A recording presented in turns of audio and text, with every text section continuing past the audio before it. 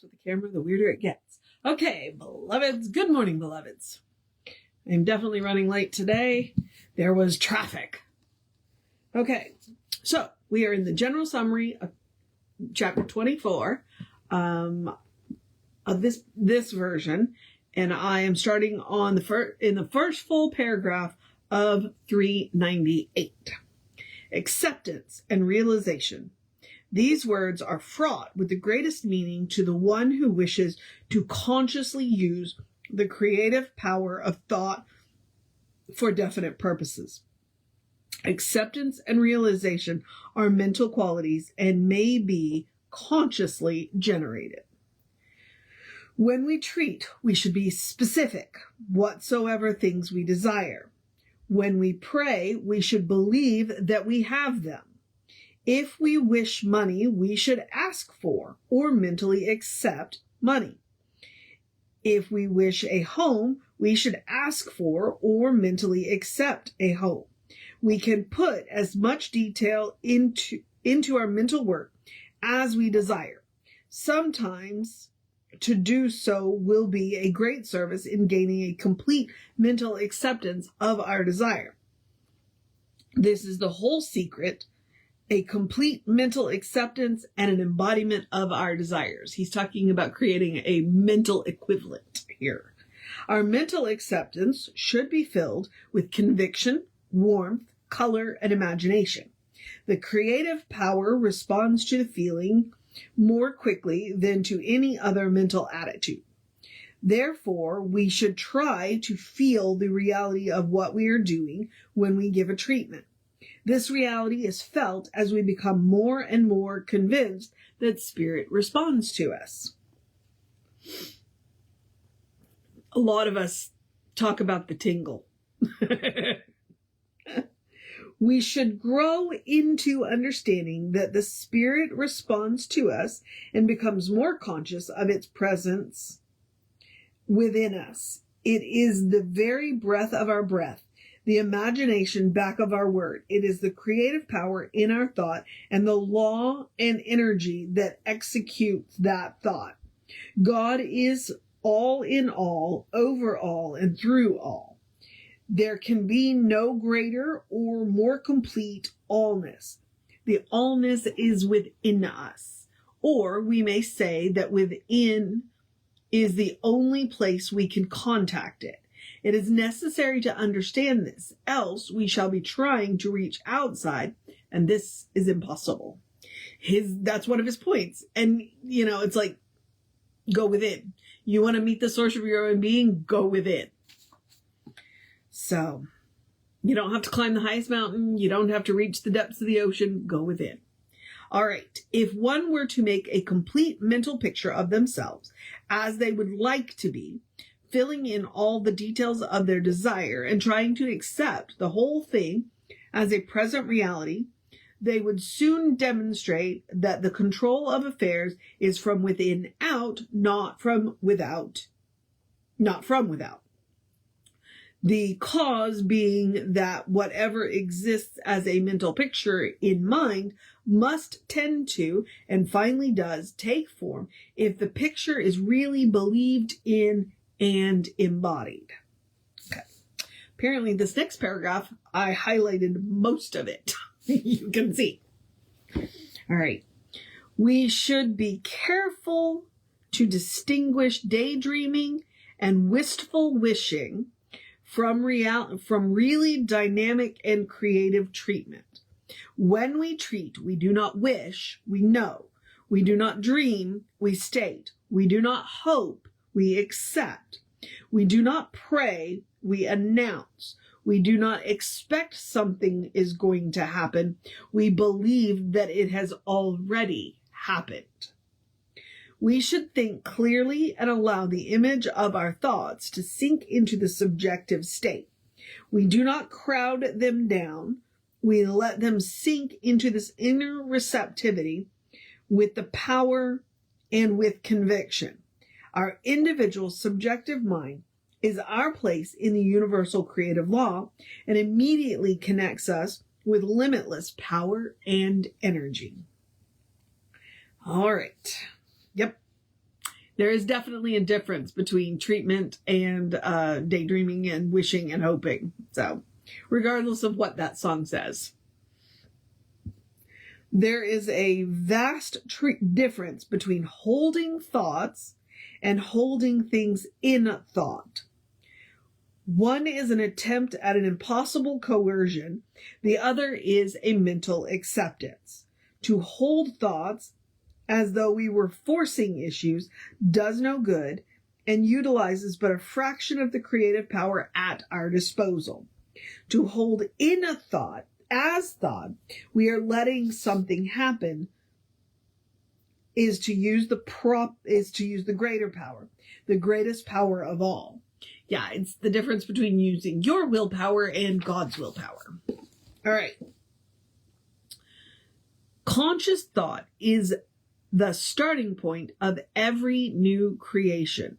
Trained thought is far more powerful than untrained, since the admission that thought is power gives it added power. This is one of the great secrets of mental science. Conscious thought is the starting point. The subjective law knows only to obey. It can do nothing else. It has no will of its own. We impress our will upon it. We do not will as though we were using an arbitrary force. We impress it. We should be careful to differentiate between these two attitudes of mind. Okay. That's one of the reasons why there's like this whole program to teach you how to treat. Every single class in Science of Mind at least goes over how to treat, because being conscious and deliberate about it is far more effective than wishing and hoping. Okay? The idea of a successful life will create success. This idea will find objective form in the outer world of the one who holds it with conviction. It must first become established in the conscious mind. It will then transmit itself into a subjective embodiment, and when this happens, success will become habitual. If one does not know exactly what they wish to do, they should treat themselves for general success in whatever they attempt to do.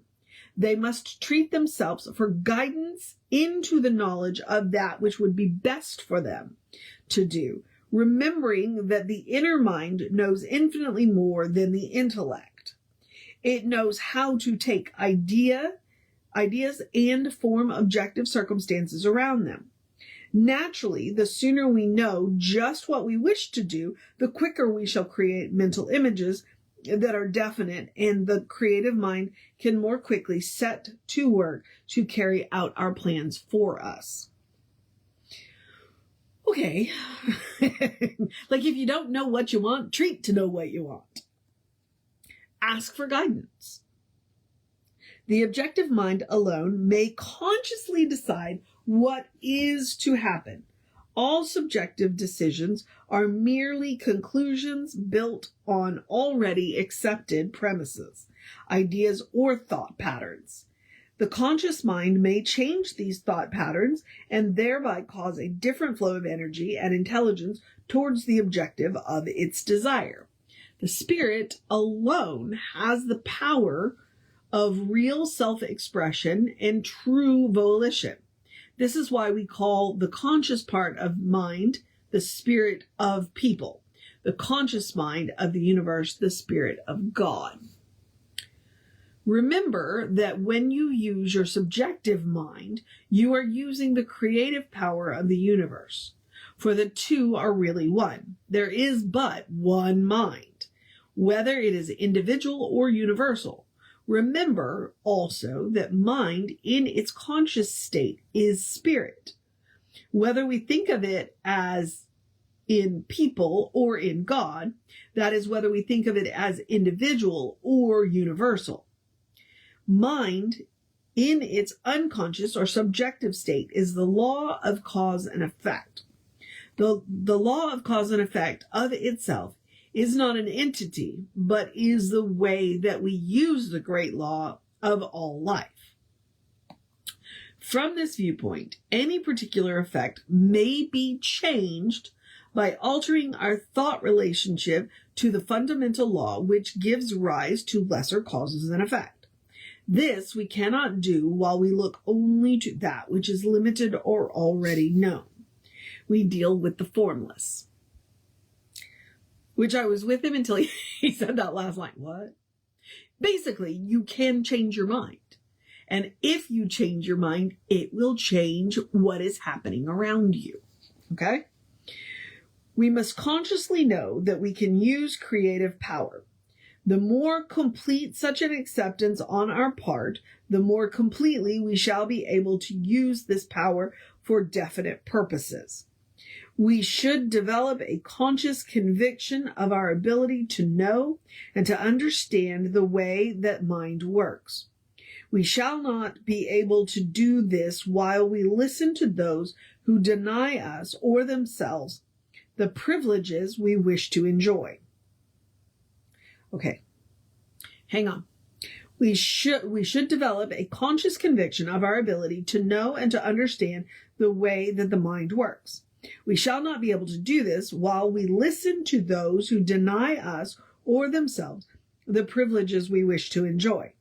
No one yet found a living soul in a dead body or learned that affirmations of life and health will become beneficial by denying the power to them. Don't listen to the negative Nellies. That's what it sounds like. Don't listen to the people who tell you can't do this. So it's like, look, if you believe you can, you can. And if you believe you can't, you can't. That's the way it works. You know, if you don't believe it works, then it works by not working. All right. This is just not going to get any better. So I'm just going to finish this paragraph that ends on the next page and then move forward into my day. I know it's a short one, but at least I got on and did it, right? Okay. If at times we doubt our ability to use the law, we should again remind ourselves that it's not I, but the Spirit of God in me who does the work, which is what Jesus said, right? It's not me. It's the Spirit within me. It is God that does it. And now Jesus did call him the Father. So, this will straighten our thought and place us again on the road of faith and understanding. We must believe. We must learn how to believe. We should treat ourselves until we do believe. No one ever started at the top. Let us be happy to begin right where we are and grow. Which is one of the reasons why Science of Mind says we don't teach you what to believe. That's not our purview. We teach you how. Because if you can believe it, you can do it. So that is where I am wrapping up today. So we are going to start on the first full paragraph on 402 tomorrow. Tomorrow I should have more time because, I won't be in traffic coming back from the gym. So, there we are. All right, beloveds. Just a couple of quick housekeeping. We are Creative Life Spiritual Center, Creative Life Spark. I'm the Running Rev Ryan on the social medias. One way that you can support us is by supporting our social medias. Go like, follow, subscribe, share, and comment on our social medias. It bumps us in the algorithms. We really appreciate it. All right, so there's that. Then we would also, if you want more information about the center, you can go to the creativelife.org website, or you can email info@creativelife.org. That's the constant contact. So now I'm going to encourage you to have a great day, a wondrous day, a fantastic day, a magical day, an enchanted day, a wonderful day, an awesome day, an amazing day, a middle of the week day, watch out for the puddles day. It's been raining a lot. A dance in the rain day, a stay out of the thunder day, stay out of the lightning day. A go on a date day. I'm long married and we still make a point to have date night. So go on a date, day, a call a friend day, a cuddle your fur baby day, a whatever it is that you need to do day, a good day. And if that is too much pressure, simply have a day. You are enough just as you are. You are a beloved expression of the divine. You are a brilliant light, a divine spark. You are spirit in motion. You are God in action, or as Reverend Jesse likes to call it, you are godly. All right, beloveds. Reverend David should be on around 5 p.m. with you. I'll be back with you around 9 a.m. Take care of yourself. Know that you are loved, and I will see you next time.